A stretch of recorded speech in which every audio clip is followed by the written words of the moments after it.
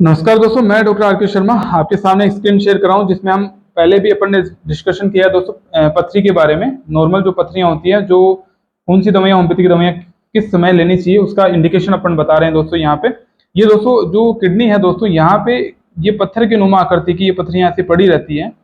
इनको निकालने के लिए महत्वपूर्ण दवाइयां जो हम पढ़ने वाले हैं दोस्तों, इसमें दो महत्वपूर्ण दवाइयां हैं, उनके बारे में आज डिस्कशन करेंगे दोस्तों।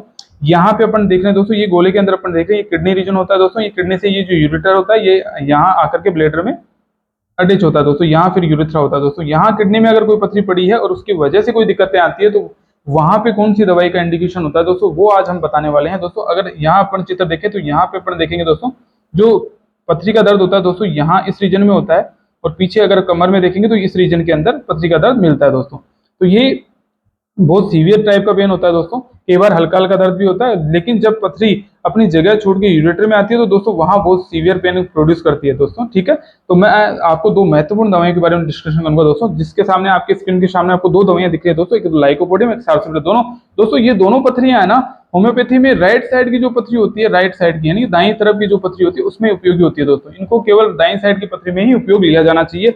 लोग कई बार क्या होता है, लोग मार्केट से खरीद के चाहे उनको ये नॉलेज नहीं होता किस साइड की पथरी में ये काम आती है, लेकिन वो लेते रहते हैं, फिर वो काम नहीं करती है। तो उनका यही होता है कि वो मैंने ये दवाई ली है, फिर वो काम नहीं कर रही है दोस्तों। तो मैं आपको बताना चाहूंगा, जो दाईं तरफ की अगर पथरी हो किसी व्यक्ति की, तो उसी में उपयोगी है दोस्तों। मैं सबसे पहले डिस्कशन जो करूंगा वो लाइकोपोडियम के बारे में डिस्कशन करूंगा। इसमें क्या सिम्टम्स उसकी दवाई के अंदर होने चाहिए जब वो दवा कारगर होती है दोस्तों।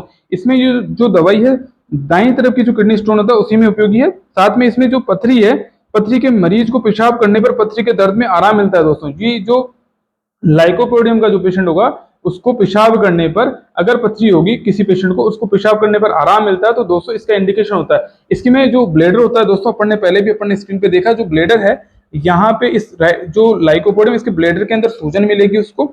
सूजन के साथ में पेशाब में जलन भी हो सकती है, उसके साथ में भारीपन भी हो सकता है। उसमें जो ये किडनी रीजन होता है, उसमें काटने जैसा, खींचने जैसा, दबाव जैसा दर्द भी हो सकता है।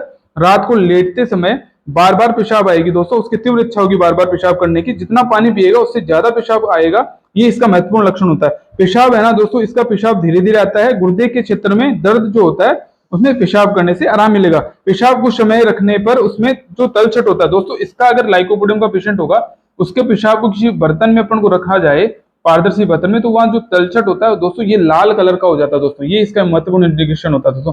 अगर अपन सार्सोप्रेल लगा देखें तो दोस्तों, इसके अंदर जो पेशाब को अगर अपन रखते हैं, तो उसका जो तलछट होता है वो सफेद कलर का होगा दोस्तों। यहाँ पे ये इसका महत्वपूर्ण इंडिकेशन होता है दोस्तों। अगर अपन सार्सोप्रेल देखें तो इसका सिम्टम क्या होता है, सार्सोप्रेल भी दाहिनी ओर की किडनी स्टोन में उपयोगी है।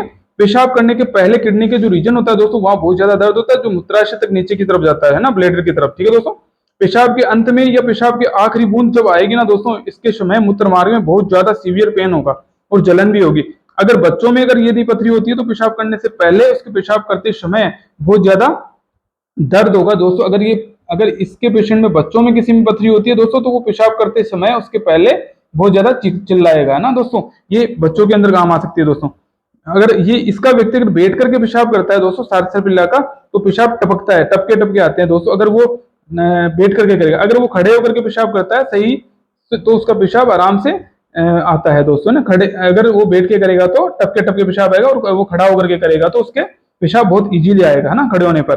पेशाब की जो धार होगी वो पतली, कमजोर होगी, धीरे धीरे निकलता रहता है पेशाब। पेशाब जो ऐसा होता है, पेशाब कई बार क्या होता है दोस्तों, पेशाब जो आता है ना, वो गर्म सा, जलता हुआ सा महसूस होता है, जैसे गर्म है। और दोस्तों अपन ने बताया इसकी तलछट होती है, वो सफेद कलर की। दोस्तों ये इन्फॉर्मेशन काफी इंपॉर्टेंट है आपको लाइकोपोडियम और सार्सोप्रेल में डिफरेंशिएट करने के लिए। अगर किसी के राइट साइड की पथरी है तो उसमें ये डिफरेंशिएशन होना बहुत जरूरी होता है दोस्तों। थैंक यू दोस्तों, मैं आपको यही इन्फॉर्मेशन देना चाह रहा था। मेरा उद्देश्य यही था कि आप कब सही दवा का उपयोग कैसे करें। ठीक है दोस्तों, कई बार आप लेते रहते मार्केट से, वो सही नहीं है। आपको हमेशा पता होना चाहिए कि कौन सी दवा कौन सी साइड में कैसे काम करती है दोस्तों। ठीक है, धन्यवाद दोस्तों।